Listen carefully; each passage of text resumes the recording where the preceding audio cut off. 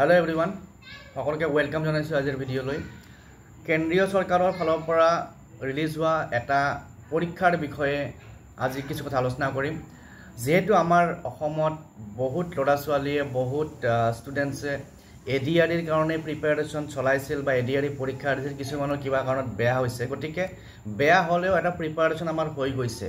গতিকে সেইখিনি কেন্দ্ৰিত কাৰণে এটা অপৰচুনিটি আহিছে, সুযোগ আহিছে, আৰু সেই পৰীক্ষাটোৰ নাম হৈছে combine higher secondary 10+2 level examination. অৰ্থাৎ আমাৰ কেন্দ্ৰীয় চৰকাৰৰ যিবিলাক অফিচ আছে সেই অফিচবিলাকত হাই সেকেন্ডাৰী লেভেল পোষ্টৰ কাৰণে এই পৰীক্ষাটো প্ৰত্যেক বছৰে হয়।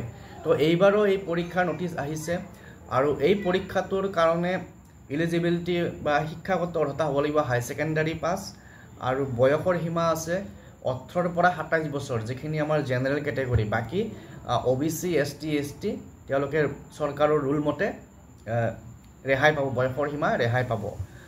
আৰু এই পৰীক্ষাটো আমাৰ অসমৰ যোৰহাট, গুৱাহাটী, তেজপুৰ, শিলচৰ এইকেইটা চেণ্টাৰত আমাৰ এই পৰীক্ষাটো অনুষ্ঠিত হ'ব। হয়তো ডিব্ৰুগড়ো আছে, মই সঠিককৈ চাব লাগিব। গতিকে অসমৰ কেইবাটাও চেণ্টাৰত, তাৰ লগতে নৰ্থ ইষ্টৰো কেইবাটাও চেণ্টাৰত এই পৰীক্ষাটো হ'ব। এতিয়া এই পৰীক্ষাৰ কাৰণে ফৰ্ম ফিল আপৰ ডেট ইতিমধ্যে ষ্টাৰ্ট হৈ গৈছে। ফৰ্ম ফিল আপ ষ্টাৰ্ট হৈছে যোৱা 23 জুনৰ পৰা ষ্টাৰ্ট হৈছে, আৰু চলিব অহা 18 জুলাইলৈকে। এপ্লাই কৰিব পাৰিব আপোনালোকে। আৰু এই পৰীক্ষাটো হ'ব, প্ৰথম পৰ্যায়ৰ পৰীক্ষাটো হ'ব অহা 8 ছেপ্টেম্বৰৰ পৰা 18 ছেপ্টেম্বৰলৈ।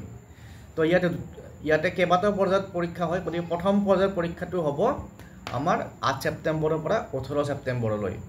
গতিকে যিসকলে ইণ্টাৰেষ্টেড তেওঁলোকে এপ্লাই কৰিব পাৰিব। আৰু ইয়াত দুটা পৰ্যায়ত হয়। প্ৰথমতে টায়াৰ 1, টায়াৰ 2। টায়াৰ 1টো যিবিলাকে পাছ কৰে তেওঁলোকে টায়াৰ 2ত যাব লাগে। গতিকে এই দুটা পৰ্যায়ত পৰীক্ষা হয়, আৰু মোৰ বিশ্বাস আমাৰ অসমত যিহেতু আমাৰ কেণ্ডিডেটবিলাকে এডিআৰই কাৰণে প্ৰিপাৰেশ্যন চলাইছে, ভালেখিনি বহুতখিনি ষ্টাডি কৰিছে, গতিকে তেওঁলোকৰ এই পৰীক্ষাটো দিবৰ কাৰণে সুবিধা হ'ব।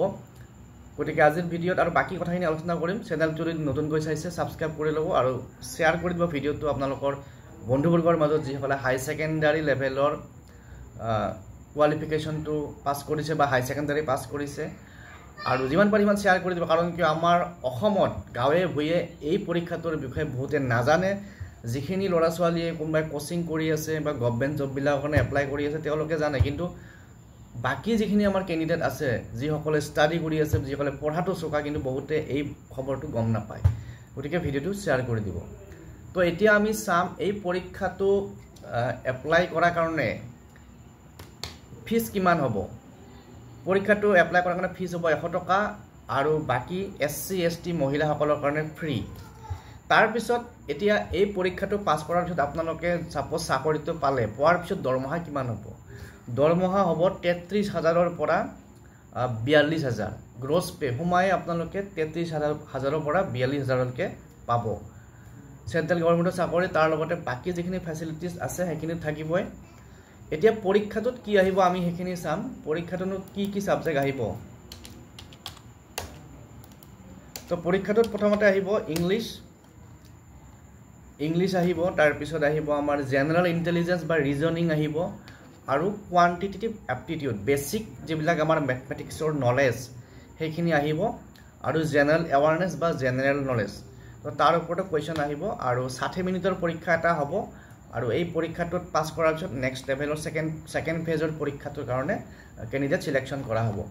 গতিকে যিসকলে ইণ্টাৰেষ্টেড তেওঁলোকে এপ্লাই কৰিব পাৰিব অহা 18 জুলাইৰ ভিতৰত। আৰু গোটেই ডিটেইলছ আপোনালোকে পাব আমাৰ SSCৰ ৱেবছাইটত। মই ডেছক্ৰিপশ্যন বক্সত দি দিম এই এডভাৰটাইজমেণ্টৰ লিংকটো আৰু ৱেবছাইটৰ লিংকটো। তাতে আপোনালোকে অনলাইন এপ্লাই কৰাৰ লিংকো পাব। আৰু যদি আপোনালোকৰ কিবা অসুবিধা হয়, ডাউটছ হয়, বিচাৰিব অসুবিধা হয়, কমেণ্ট কৰি জনাই দিব, তেতিয়া মই আপোনালোকক হেল্প কৰিব চেষ্টা কৰিম। আৰু যিসকলে আমাৰ এডিআৰই পাছ কৰিছে বা যিসকলে এডিআৰই পৰীক্ষাটো কোৱালিফাই কৰিব নোৱাৰিলে, তেওঁলোকে যাতে নিজৰ প্ৰিপাৰেশ্যনটো বন্ধ কৰি নিদিয়ে। এইবিলাক বিভিন্ন এক্সাম আহি থাকিব টাইম টু টাইম, গতিকে এই পৰীক্ষাবিলাক আপোনালোকে দি থাকিব পাৰিব যেতিয়ালৈকে আপোনালোকৰ বয়স আছে, যেতিয়ালৈকে সময় আছে, দি থাকিব। গতিকে আজিৰ ভিডিঅ'ত এইখিনি ডিছকাছ কৰিলোঁ। আপোনালোকক মই ডেছক্ৰিপশ্যন বক্সত লিংকটো দি দিম, আৰু পিছৰ আমাৰ নেক্সট ভিডিঅ'ত আমি ডিছকাছ কৰিম ইয়াৰ চিলেবাছটো কি হ'ব বা বাকী কথাখিনি ডিছকাছ কৰিম। আজিলৈ এৰিছোঁ। Thank U.